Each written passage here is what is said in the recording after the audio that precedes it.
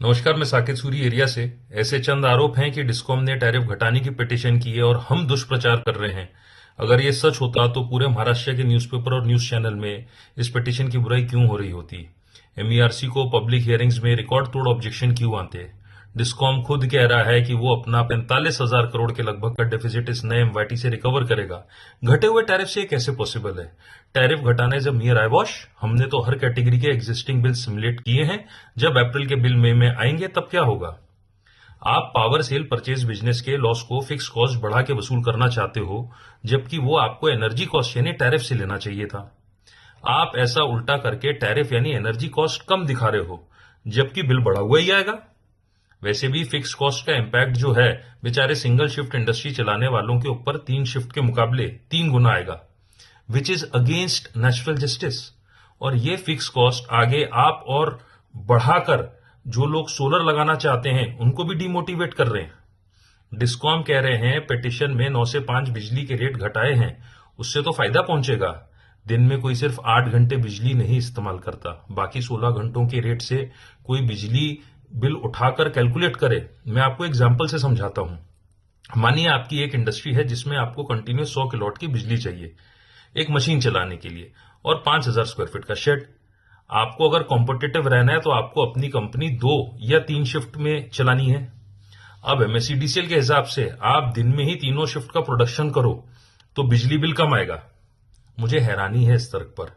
अब क्या मैं 100 किलोवाट की जगह नया 300 किलोवाट का इंफ्रास्ट्रक्चर खड़ा करूंगा, 300 किलोवाट का ट्रांसफॉर्मर लगाऊंगा, 3 गुना कॉन्ट्रैक्ट डिमांड का फिक्स चार्ज भरूंगा। मैं एक की जगह क्या 3 मशीन लगाऊंगा, अपना शेड क्या 5,000 स्क्वायर फीट से बढ़ा के 15,000 स्क्वायर फीट का लूंगा, उसका भाड़ा भरूंगा 3 गुना। इसे मैं हास्यास्पद नहीं असंवेदनशील बोल सकता हूं। क्या मैं अपने इन्वेस्टमेंट को 3 गुना कर दूंगा बिजली के बिल में 10-5% डिस्काउंट के लिए। मेरे ओवरहेड एक्सपेंसेस के वजह से मेरी प्रोडक्ट कॉस्ट बाकी राज्यों में बनने वाले प्रोडक्ट से बहुत ज्यादा हो जाएगी। मेरा कारखाना तो बंद होगा ही, उससे राज्य सरकार का जीएसटी लॉस और बेरोजगारी भी तो बढ़ेगी। ये तो वही बात हुई कि नाश्ता सस्ता है तो 3 टाइम का जो है खाना एक ही बार में आप खा लें। और ऐसे में पहले तो मुझे सोलर से बनी बिजली का 20 घंटे दिन का फायदा मिल जाता था जनरेशन का। अब आप कह रहे हैं सिर्फ दिन में 8 घंटे ही मिलेगा, यानी मेरे अपने पैसे से सोलर लगवाने का फायदा भी खत्म। डिस्कॉम ये भी बता रहा है, उन्होंने खुद बहुत सारे सोलर लगाए हैं और लगाने का आगे प्लान भी है, उससे बिजली सस्ती हो सकती है आगे चल के। ग्रिड पब्लिक की है साहब, ग्रिड का खर्चा पब्लिक बियर करती है फिक्स चार्ज के माध्यम से। तो 24 घंटे रिन्यूएबल एनर्जी की बैंकिंग का पहला अधिकार पब्लिक का ही है। आप इस अधिकार को टीओडी के माध्यम से खत्म करना चाहते हैं। आपके पेज नंबर 218 और 19 पर दिए टीओडी टेबल नंबर 183, 184, 185 में आपने 0 आवर एलिमिनेट कर दी है और 8 घंटे में सोलर आवर में ऑफ पीक दर्शाया है और बाकी 16 घंटे पीक टैरिफ की लोडिंग है। जबकि एमवाईटी रेगुलेशन 2024 पेज नंबर 182 पैरा 115.2 में एमईआरसी ने टीओडी प्रिस्क्राइब किया था और यह स्पष्ट लिखा है कि एमओपी के रूल्स को कंप्लाई करते हुए पिटीशन करनी है आपको।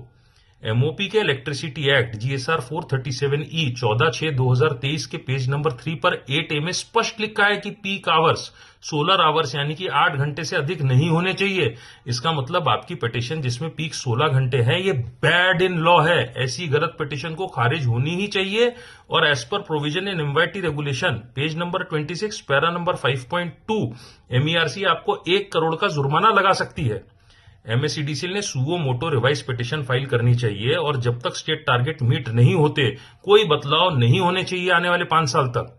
वैसे भी डिस्कॉम का कर्तव्य बिजली वितरित करना है। आप जनरेटर बनने की जल्दबाजी में गलत ढंग से सेंट्रलाइज सोलराइजेशन कर रहे हैं और उससे होने वाले फायदे को जनता के नुकसान में तब्दील कर रहे हैं।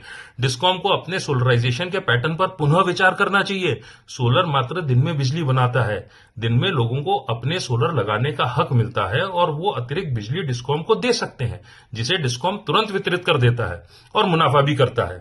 समस्या शाम को आ सकती है जब सोलर बंद होता है और डिस्कॉम के पास थोड़ी बिजली कम पड़ जाती है, जो वो फिर महंगे रेट में बेचते भी हैं और लोगों ने उसे मंजूर भी कर लिया है।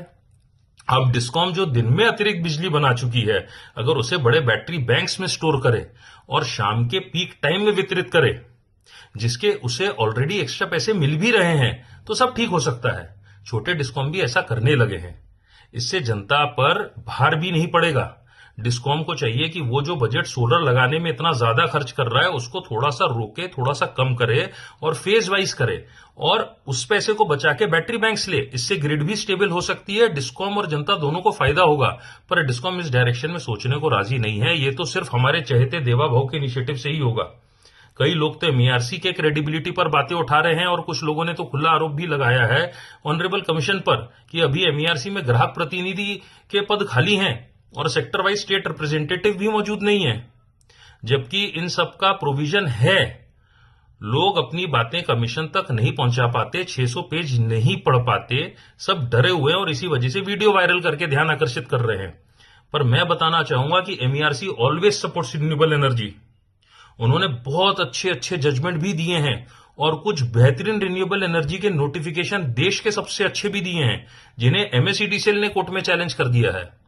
हमारे प्रिय सीएम का सोलर विजन सब जानते हैं, पर कहीं ना कहीं उन तक कहानी शायद पूरी नहीं पहुंच पा रही है, ऐसा हमें शक है।